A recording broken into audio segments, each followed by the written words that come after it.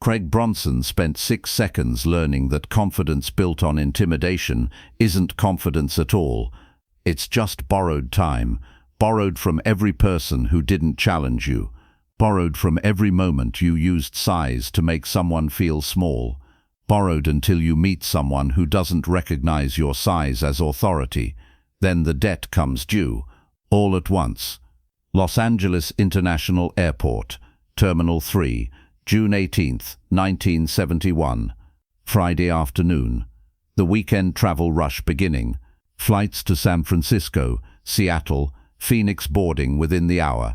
200 people scattered across gate areas, sitting in plastic chairs, standing in lines, reading newspapers, smoking cigarettes in designated areas. The particular energy of pre-flight anxiety mixed with boredom.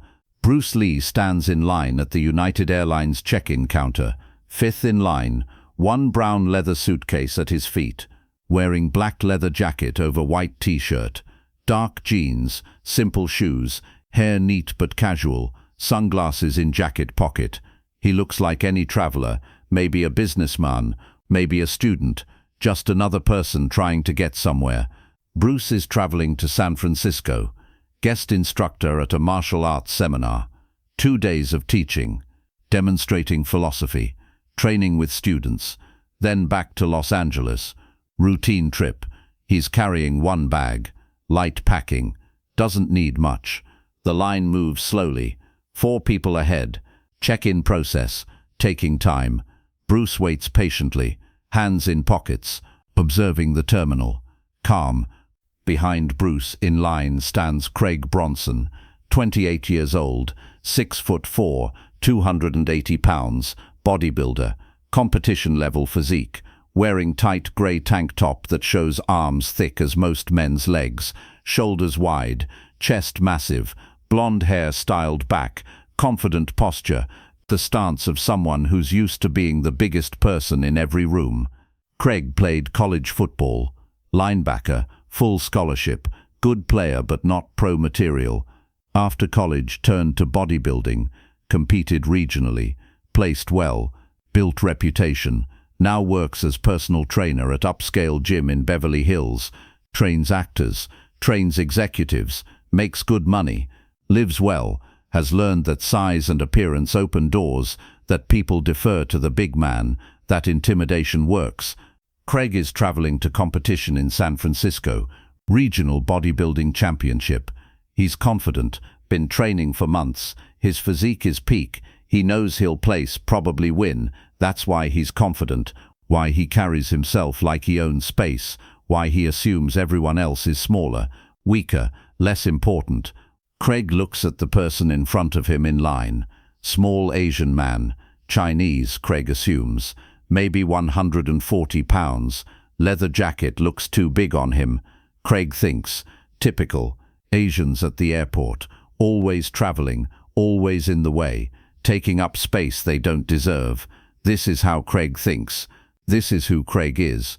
Casual racism, so normalized, he doesn't even recognize it as wrong. The line moves, now 3 people ahead of Bruce. Craig shifts his weight. Impatient, wants to check in, get to gate, maybe get a drink. The small man in front moves forward with the line. Craig notices how small he is, how his suitcase seems normal-sized, but the man seems tiny next to it. Craig smirks. Craig says, loud enough for people nearby to hear, "Hey, you need help with that bag." Looks heavy for someone your size. Tone isn't helpful, it's mocking, it's condescension disguised as concern. Several people in line glance over, some uncomfortable, some pretending not to hear. Bruce doesn't respond, doesn't turn around, just stands there, waiting his turn. Craig interprets silence as weakness, as confirmation that he's right. The small man is scared, won't say anything. Perfect target for casual dominance. Craig continues, louder, "You speak English? You understand me? Maybe you need special assistance. They have services for people who can't handle normal travel." More people notice now. Turning to look, a woman in business suit frowns. A man in the next line shakes his head. But nobody says anything. This is 1971. Casual racism is common. Public, often unchallenged. Bruce still doesn't respond. His shoulders tense slightly. That's the only indication he's heard. But he doesn't turn, doesn't engage, just breathes, stays calm. The line moves again. 2 people ahead of Bruce now. Craig steps forward, now directly behind Bruce, close enough that his size is physically intimidating, looming, using space as weapon. Craig says, even louder, "What's wrong? Cat got your tongue, or you just don't understand American." This gets attention. 10-15 people in surrounding area now aware, some looking directly, some glancing sideways. The casual cruelty of a big man mocking someone smaller, someone foreign, someone who looks different.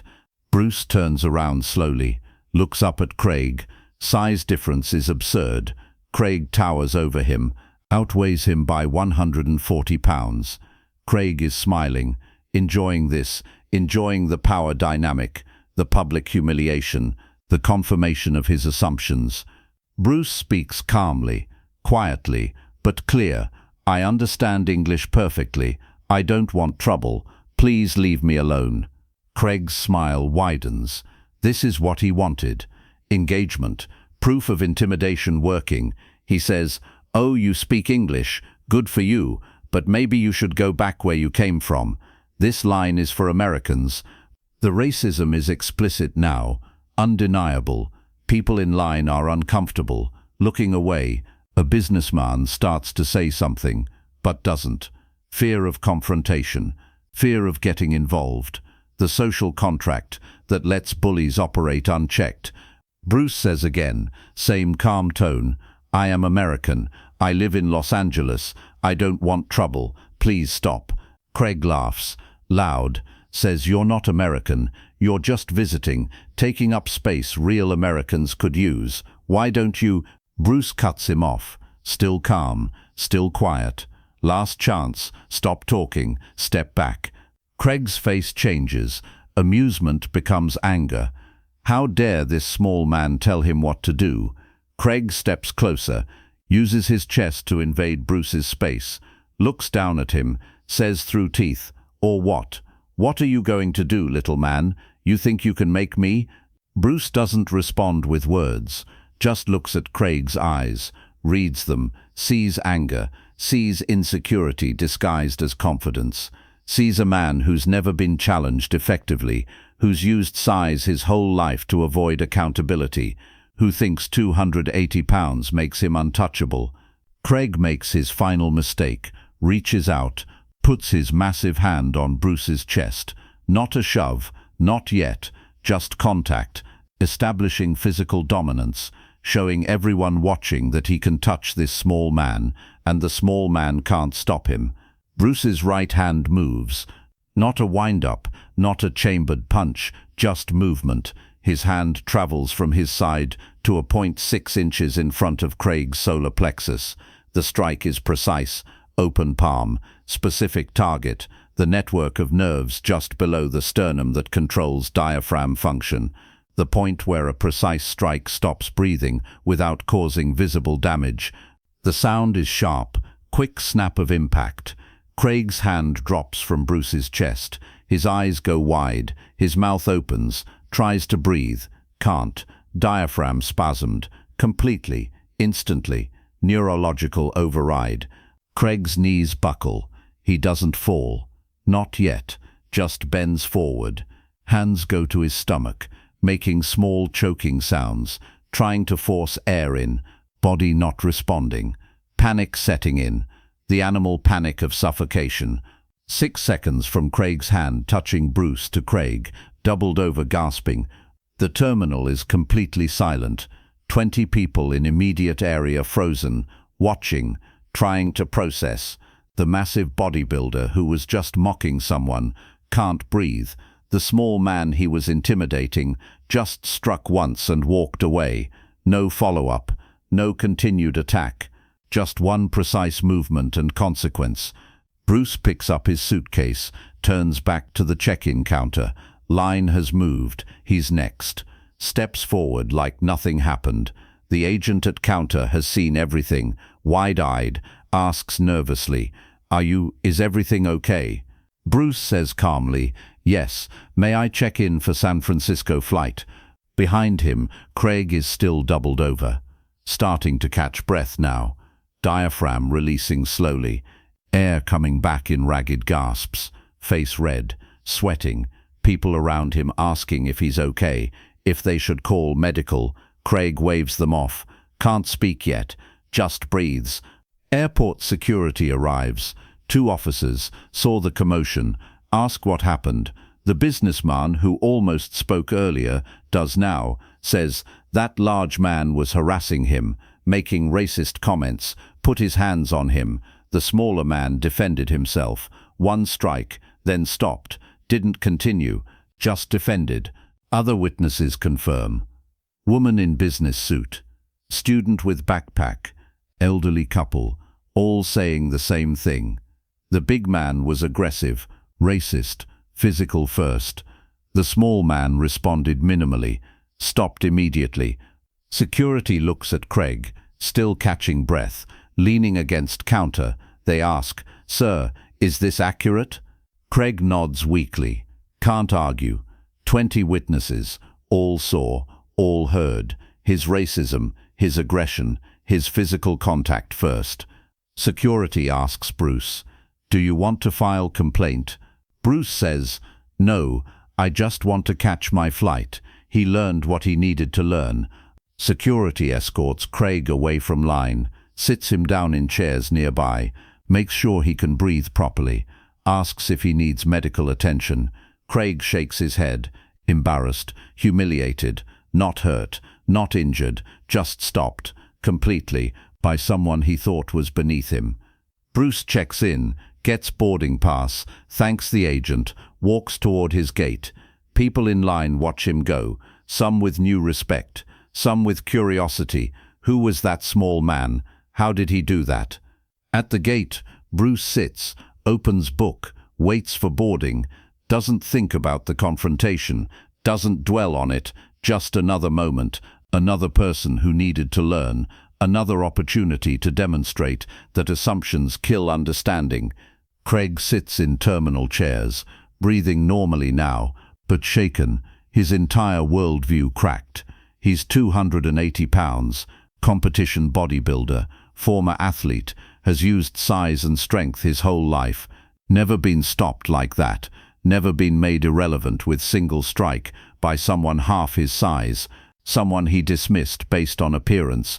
An older man sits next to Craig, Asian, Chinese, maybe 60, saw the whole thing, says in accented English, "You learned important lesson today." Craig looks at him, says hoarsely, "Who was that?"